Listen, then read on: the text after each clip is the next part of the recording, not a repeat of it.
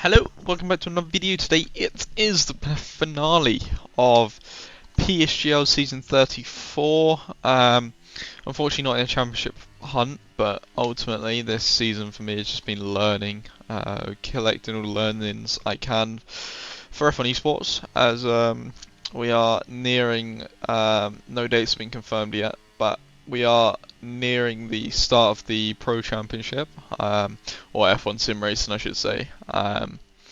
So yeah, again, this race just preparing, as we believe Abu Dhabi might be on the calendar, it might not be, but we believe it will be. So again, so does everyone else, so it's good practice to just get a race under our belt.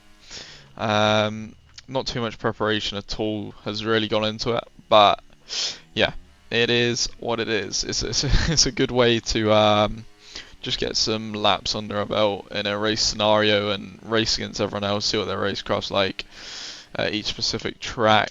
And yeah, hopefully it'll just be a good fun, be at the front. We can keep performing well, even though we haven't done too much preparation for this race. In the background, my first Q1 run. Just looking at the background, it's a little bit under the limit, but it's not too bad. It's pretty, like, it's an okay lap. And the no practice, again, hitting the last corner nicely, and we've gone 11th. Oh dear. As I say that, all dear. As this is our Q1 run, second run, and we're actually down into the last sector, but I knew as soon as I guess, turn it up a little bit in this last sector, there should be at least a tenth to be gaining.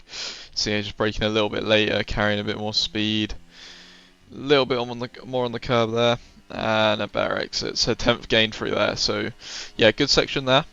As we head into the final corner, bit of understeer on turning, but yeah, getting a good exit and safely sees us through in P11. Not an ideal lap, but it is again what it is. It got us through, and now we're gonna have to just pretty much put some good laps together to get any further in this qualifying, to be honest. Just you see, pace is just not ideal. This is my first Q2 run actually. You see here into this like long hairpin, we hit a pothole, and yeah, that is a theme of this track. That is why I kind of didn't really have not the motivation, but just didn't really want to drive too much on it and get frustrated, just because of these potholes.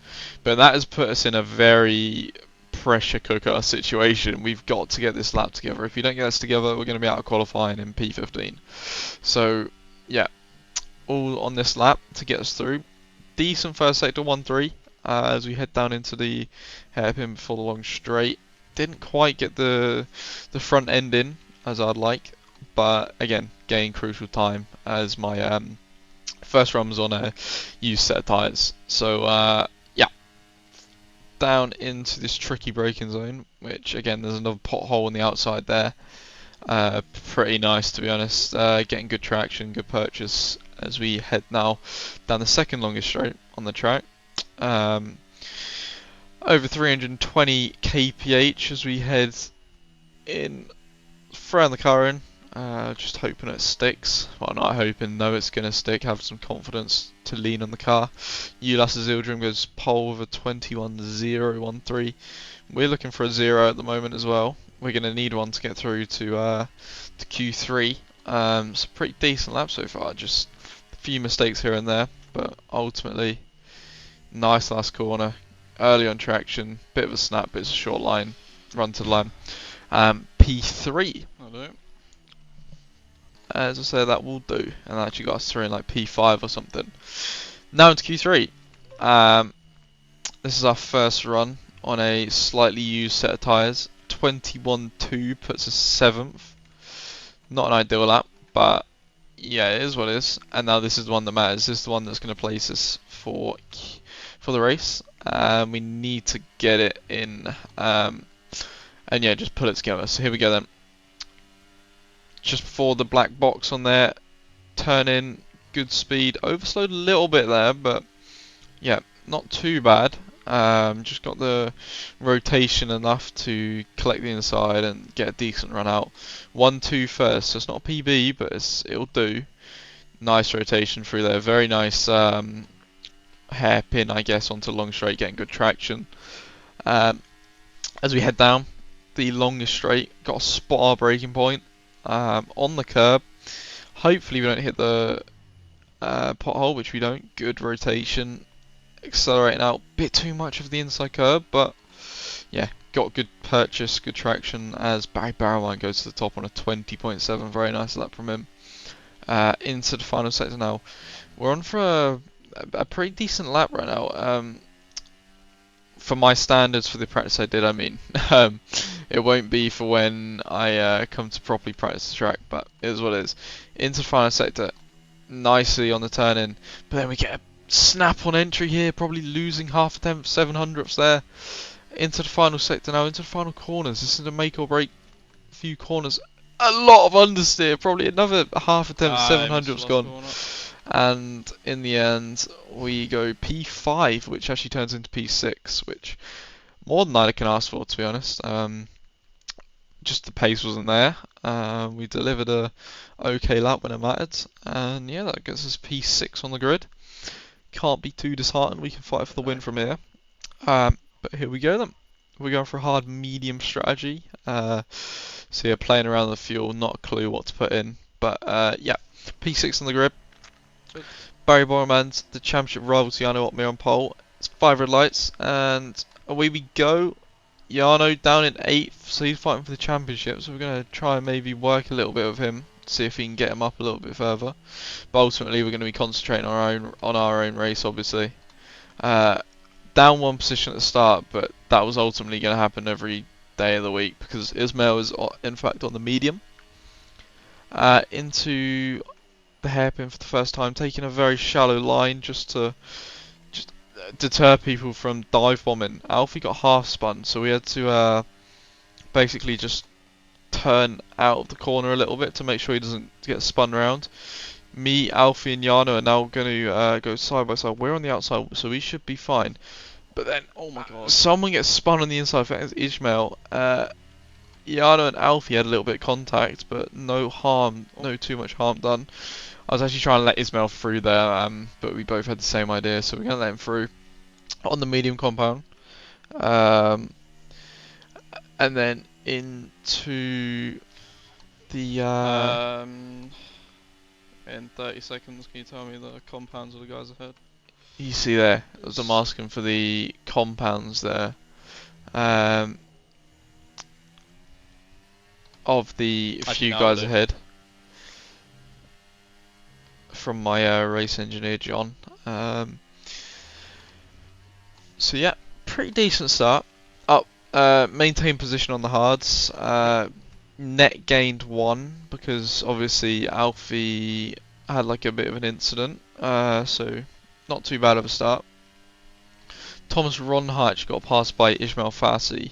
So he's coming back into our clutches. I felt really confident under brakes, under I was a little bit higher on wing, I felt, than everyone else, but yeah, ultimately it gave me a bit more pace in the race, a bit more confidence, just a cost of a bit of straight line speed in the train, which it wasn't horrendous. It didn't cost me really any positions or anything. So you see it following Thomas really closely, and yeah, I just felt really confident at this point. Whoa, bit rubber banding. I'd say a little bit of rubber banding from Thomas. I think that's just the lobby glitching a little bit there. We have Nicholas Longay up next behind us on the medium. That's an interesting line. I didn't realise he did that, but yeah. Next, he is getting really close. So we actually get on the curb a little bit, make a mistake, and now this is going to stick us on the back foot to Nico. And I know Nico isn't going to think twice of sending one up the inside potentially, as we missed the apex of turn 1 as well. So we've got to find our rhythm back again. Nico is looking pretty feisty here. You see he's going to back out of that one though. We go a little bit defensive. Miss the apex again. So we're struggling a little bit to get the apexes here, and by this point I wasn't going to use too much to defend from Nico, but I wasn't going to let him through. You see it, just a little bit defensive there. It's actually hit the back of Ronar there. Yeah, that was a bit of my Achilles heel from last game, just hitting the back of some people here and there. But ultimately I've stopped it a lot, and that is the first time I've done it in a while. So yeah, that happens. No one lost anything really except for myself. So yeah, not too bad in the end. Obviously you don't want to be doing that because you might get damage, or yeah, it's just not ideal to be doing, because I lost an unnecessary position through just, yeah, I think just a silly mistake, to be honest. But yeah, onwards and upwards. Here we go then. Recovering our battery pretty nicely. Nico moving out of slipstream, we're moving out of slipstream because the temperatures were getting a little bit too hot from what I wanted. Nico, again, just the concertina effect. We're having to be really careful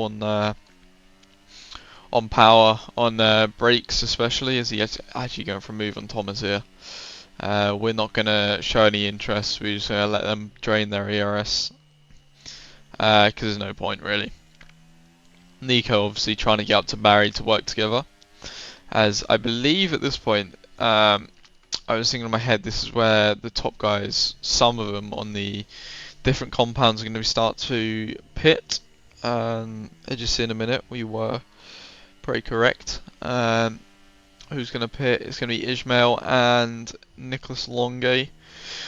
So I knew Nico was going to pretty much just try undercut into P2 or 1 just to help Barry, which is obviously fair enough, as we come to the end of the next lap. Barry squirming around there, so that confirmed to me that he was just going to box, he pushing quite hard.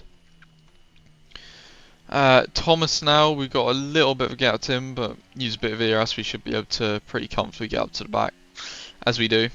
Jarno pit on the lap before, so yeah, we're pretty much just in a fight with Thomas at the moment for the pit box, which we are going to pit this lap just to stick us on a decent strategy. I was asking for the gap from Jarno to behinds, basically because I was trying to come out in the gap in between Jarno and that Haas there, which I think is Alfie Butcher.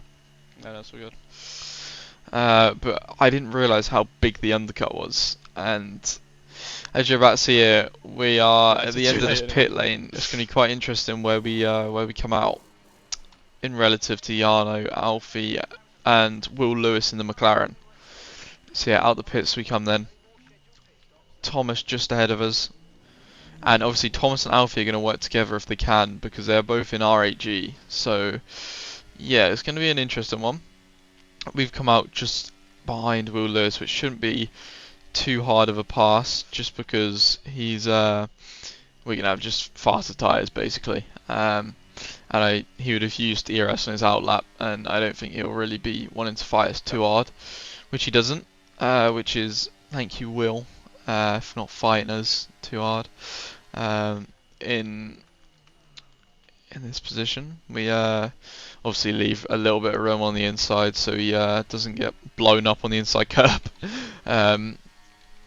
But yeah, up behind Thomas and Alfie now.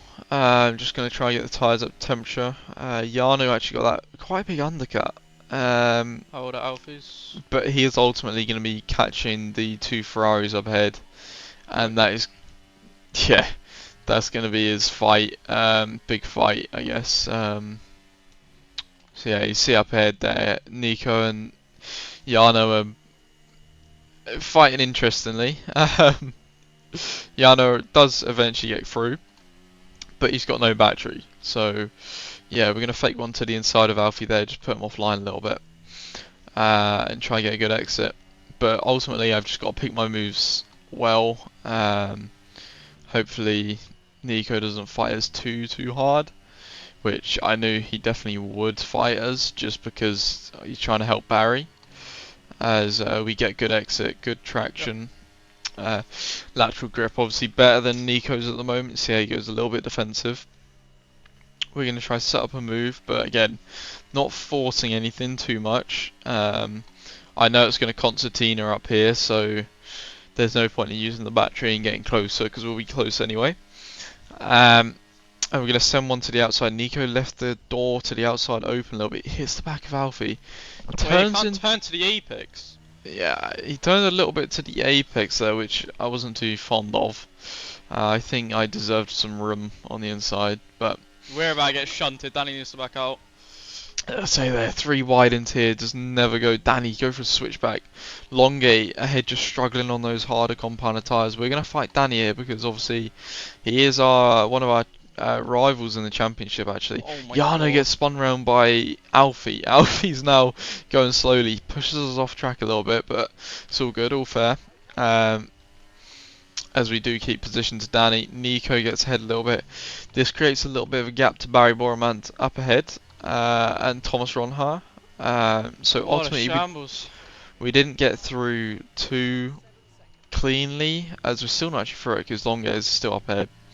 But yeah, I knew Longay was going to be low on ERS because he's having to defend to everyone. So yeah, it's just about trying to clear Longay on this next straight. It's flashing, so it should be a pretty comfortable move for us. Me and Alfie especially, maybe Danny as well. But yeah, we're gonna turn off the ERS, go to the outside. Should be an easy move, as it is, and we get the position around Alfie as well. So yeah, very crucial there. But then this is where the race started to get a bit harder because obviously I need Alfie to be helping me DRSing past each other and ultimately just helping each other to gain. But for the next 4 laps, Alfie kind of sat behind just recovering his battery, and we had to end up lifting a little bit to let him go because I would have no chance of even getting this position if I didn't let him go through and gain a little bit more battery for myself. But you see it, for British Odonoso goes for an absolutely outrageous dive bomb. Must have just missed his braking point or something. And now we didn't get DRS. What a bunch of degenerates. I'm not happy about it because this gives Alfie a bit of a buffer, and he's got one of our championship rivals as well. So not ideal, but in the end we showed a bit of decent pace in that last sector. Got back in the DRS, and if you see up ahead now, the Williams and the Ferrari of Barry are now fighting very hard. So there's no point in using the ERS here. Alfie knows the same. He's going to catch him in the last sectors. They're going right up to the wall on the inside, so we are easily going to catch this train. As Thomas Ronard gets spun round actually, as I actually went a little bit deep there because I didn't know where his car was going to go. So I went a little bit deep just to compensate and not blow myself up. Pretty much. As so far, if you look at it, the max we're really going to get from this race is probably P4 or 5, which isn't ideal from where we started in 6th. Obviously, we want to go up. But it's just, I guess, how it goes. The guys ahead picked a better strategy. We didn't know about the soft medium soft before this race, so yeah, it's just preparation issue, I guess. But now, full eyes focused on this last lap. This is very crucial actually, because as long as we beat Alfie in P6 or higher, and Danny Bresnay, we should take P5 in the championship. And I have no idea I'll get P5 in the championship, considering I've tried like a 2-stop, I've had a few silly incidents, and most of the season just been trying things ahead of F1 Esports. So yeah, Barry and Alfie obviously going side by side here, and seeing they're both flashing now, so this is perfect for us, because I know they're going to go side by side into this next corner. We've got 40% battery as we hit the braking zone, and they've just blown each other up. So at this point, I'm not even thinking about these two. I'm thinking about getting on the back of Ismail, because this is going to be an easy move. You see, we've got so much battery. It's so effective. especially up a long straight like this. And now we're just thinking about Ismail. Can we get close to Ismail to maybe mount an attack to get this P4? Or is there potentially going to be a battle up ahead that's going to spin someone around? So the podium's still there, it's just in sight. Ultimately, we've got faster tyres, but yeah, we got 2 corners to get up to the back of him. We're still 7 tenths behind, and yeah, it's just not going to be enough, sadly. But yeah, maximised what we could on this strategy, I think, and did snag P5 in the championship in the end. So Yano still somehow win the championship. I asked her, did Giannis somehow win the championship? And he actually did. So yeah, not the end of the world. Definitely positives to take. Could have been better if we knew the strategy, if we did some tyre runs beforehand and just ultimately just knew what we were doing and had a little bit better race pace. But yeah, it is what it is. Decent race for the amount of prep I did and maximised off the strategy we had given us to us. So yeah, not the end of the world. It is what it is. GG to Yano on the championship, Barry as well, for putting up a really good effort. And yeah, appreciate everyone watching. I'm not sure what we're going to do next, just because of when F1 Esports starts and stuff like this, just things around it. So yeah, appreciate everyone watching. See you in the next one. Cheers.